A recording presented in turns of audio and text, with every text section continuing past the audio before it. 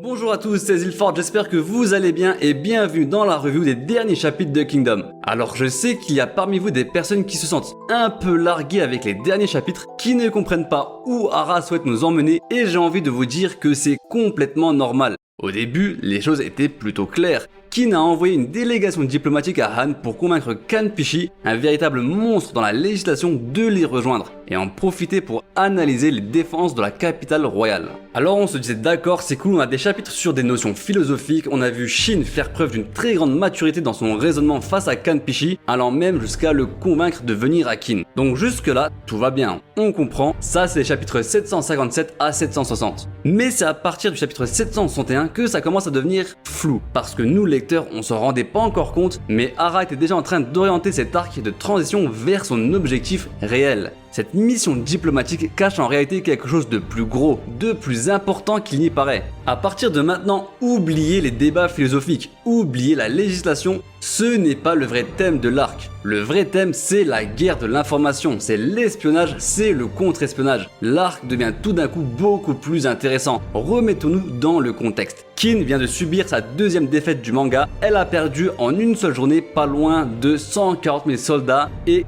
Kanki, l'un de ses 6 grands généraux. Maintenant, pensez à la première défaite de Qin. Pensez à la bataille de Bayou où un autre des 6 grands généraux de Qin, Uki, a perdu la vie. Quel est le point commun entre ces deux défaites? Eh bah que c'est le manque d'informations qui a conduit par 2 fois à la défaite de Qin. On peut déjà conclure 2 choses. 1. Que Riboku est très fort dans la guerre d'information, ou du moins qui est très fort pour cacher ses intentions.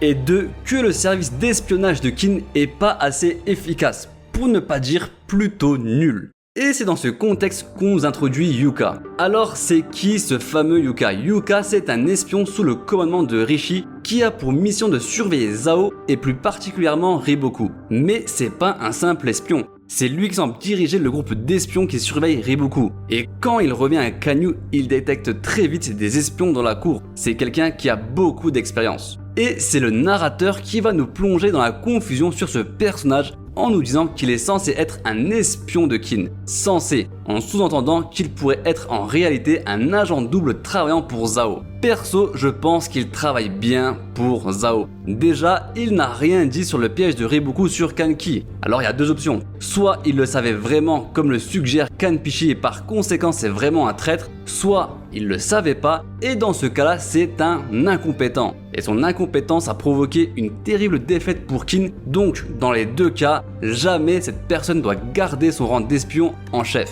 Jamais. Rishi aurait dû immédiatement le remplacer. D'ailleurs, c'est comme dans le chapitre où Usen découvre que Riboku a fait construire un mur de 100 km devant Kantan. Comment ça, les espions sont pas capables de voir la construction d'un tel mur qui a pris plusieurs années? Il y a vraiment une vraie faiblesse dans les renseignements de Qin. Dernière chose qui me fait dire que cet homme travaille bien pour Zhao, c'est qu'il veut retourner à Qin pour connaître leur prochaine cible, pour savoir si la prochaine attaque aura lieu contre Han ou contre Zhao. Et ça, c'est clairement pas une information qui le regarde.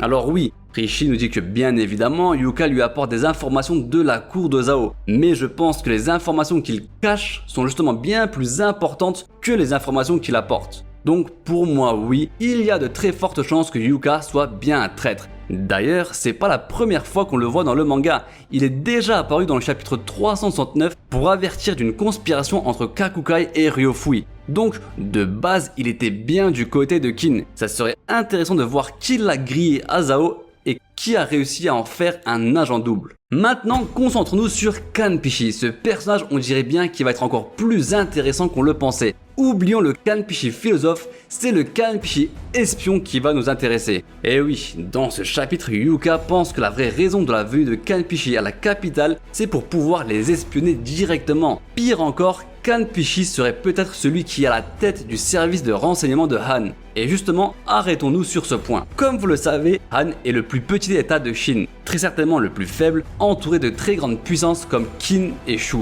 Tout nous a dit que si Han a réussi à survivre jusqu'à maintenant, c'était grâce à la très grande sagesse de ses dirigeants. En fait, Han a toujours réussi à compenser la faiblesse de leur armée par une autre arme très importante, l'information. Yuka le dira lui-même, Han a le meilleur système de renseignement, le meilleur réseau d'espionnage des 7 royaumes. En fonction de ses intérêts, Han peut décider de partager des informations aux autres états ou au contraire de les cacher. La preuve, il semblerait que Han était bien au courant du piège de Riboku sur Kanki, mais ils n'ont rien dit, parce que c'est dans leur intérêt que Kin se casse les dents à Zhao. Est-ce que Riboku a déjà rencontré Kanpishi? Ça me paraît pas impossible. Ceci étant dit, je peux maintenant vous partager ma théorie sur le plan de Shue-kun. Shue-kun, avec la bataille de Gan, s'est bien rendu compte des défaillances du renseignement de Kin. Il l'avait déjà remarqué lors de la bataille de Bayou et lors de la coalition, mais là c'est la goutte de trop qui doit l'amener à faire de vrais changements. Pour moi, faire venir Kanpishi à Kin pour qu'il aide Rishi dans la construction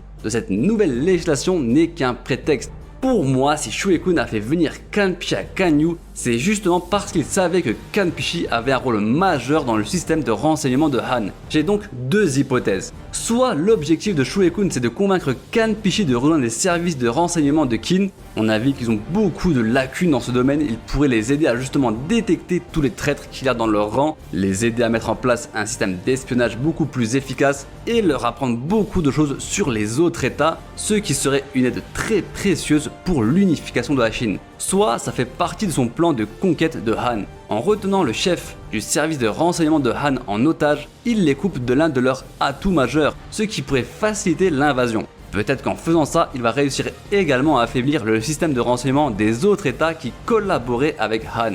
Alors évidemment, ces hypothèses reposent sur le fait que Shue-kun est bien au courant de la vraie identité de Kanpishi, et pour moi, il l'est. Dans le chapitre 761, tout demande à la princesse si Kanpishi est vraiment qu'un simple légiste ou s'il était aussi autre chose. Et la princesse, on le voit, elle a été un peu déconcertée par cette question. Autrement dit, tout avait déjà des doutes sur le fait que Kanpishi soit un espion. Alors comment c'est possible? Dans le chapitre 261, on avait appris que Uki avait son propre réseau d'informations et qu'il a été légué à tout. Il savait par exemple que Zhao était très actif et quelques temps plus tard, c'était le début de la coalition. Donc, il est possible que c'est à travers son propre réseau d'espionnage que tout est au courant de certaines choses sur Kanpishi.